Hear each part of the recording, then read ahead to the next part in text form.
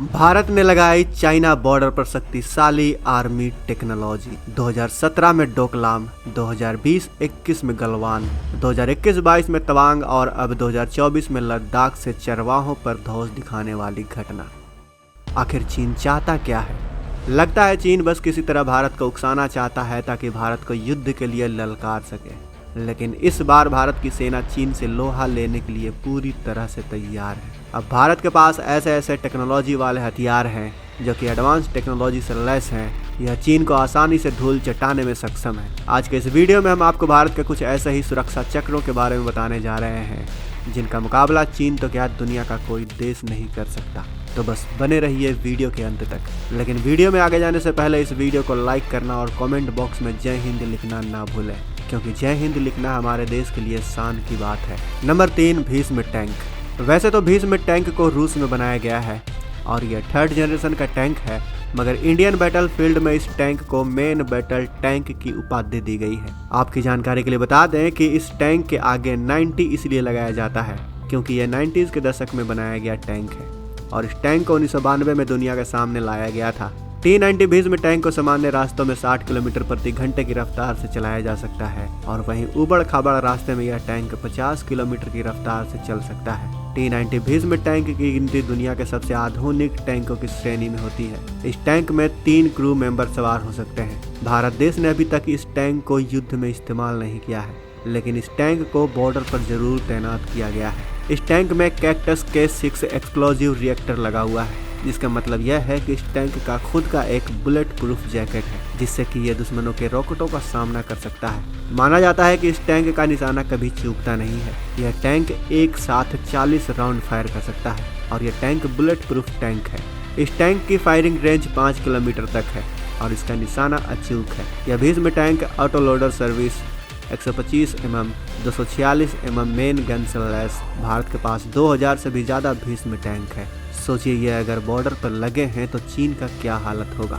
और ऐसे ही घातक हथियारों में से अगले नंबर का हथियार ऐसा हथियार है जो युद्ध को पूरी तरह से अपनी तरफ मोड़ सकता है। पिनाका MLRS। यह भारत में निर्मित और भगवान शिव के धनुष के नाम पर इसका नाम रखा गया है। पिनाका MLRS नाम है इसका।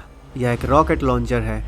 इसकी शक्ति का अंदाजा इस बात से लगा सकते हैं कि यह 70 किलोमीटर दूर खड़े दुश्मन के टैंक या अन्य ठिकानों को कुछ ही मिनटों में नस्तनाबूद कर सकता है। दोस्तों, पिनाका रॉकेट लॉन्चर खराब मौसम में भी दुश्मन के छक्के छुड़ा सकता है। अत्याधुनिक सिस्टम से लैस इस हथियार को भारत में बनाया गया है। भारत ने पिनाका मल्टी बैरल मिसाइलों को सन 1980 के दशक में बनाना शुरू किया था और 1990 के दशक में इसका सफल परीक्षण करके भारतीय सेना को सौंप डाला गया।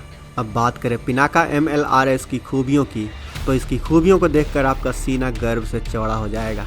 इसकी सबसे बड़ी खूबी यह है कि पिनाका सिस्टम में एक बैटरी के साथ 6 लॉन्च व्हीकल होते हैं। साथ ही एक loader system, radar, network system और एक कमांड पोस्ट होता है। पिनाका की एक बैटरी से 1 किलोमीटर के पूरे क्षेत्र को कुछ ही मिनटों में तबाह किया जा सकता है। एक बार में एक साथ 12 रॉकेट को फायर किया जा सकता है। वर्तमान में भारत के पास पिनाका के 2 वेरिएंट मौजूद हैं। पहले पिनाका मार्क 1 और दूसरा पिनाका मार्क 2।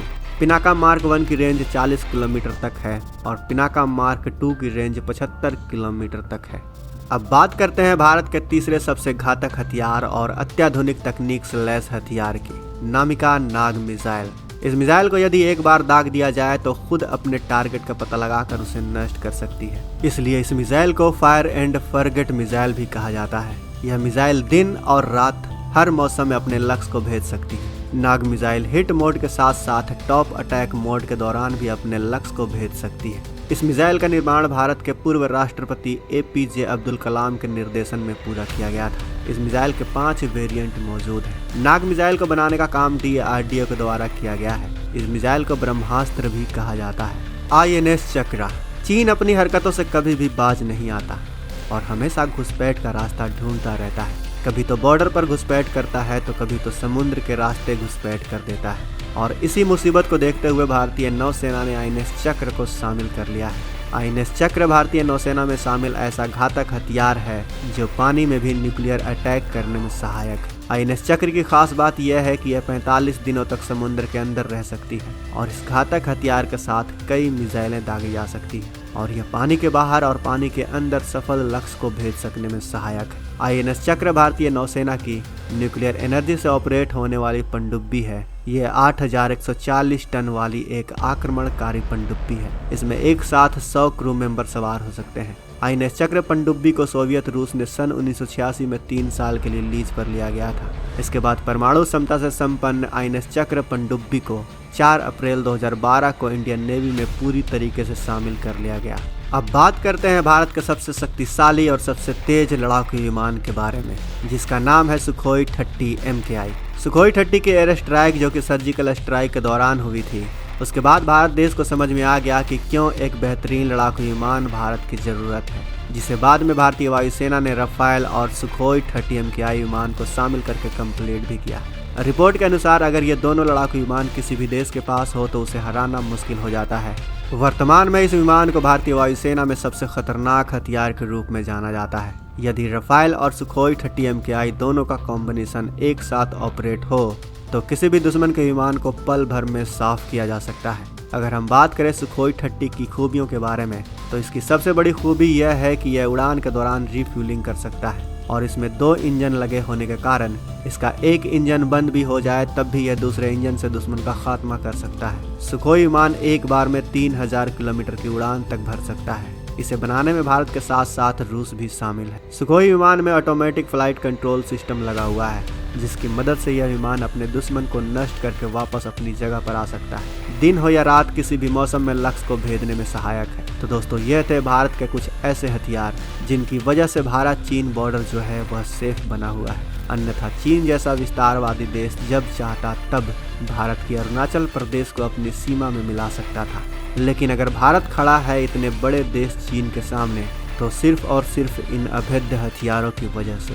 और आने वाले समय में चीन देखेगा कि भारत अपनी शक्ति को कितना बढ़ा चुका है और एक टाइम ऐसा भी आएगा जब चीन को अपनी सीमाओं की सुरक्षा के लिए बड़े कदम उठाने पड़ेंगे, क्योंकि भारत धीरे धीरे सरपास करता जा रहा है चीन को। भारत पॉपुलेशन के मामले में चीन से पहले ही आगे निकल चुका है। आने वाले समय में मिलिट्री क्षमताओं में भी भारत चीन को पीछे छोड़ सकता है। टाइम कब होगा यह हम नहीं कह सकते, लेकिन आने वाले 1 दशक से 2 दशक के भीतर ऐसा समय आ जाएगा जब भारत चीन को पास कर देगा।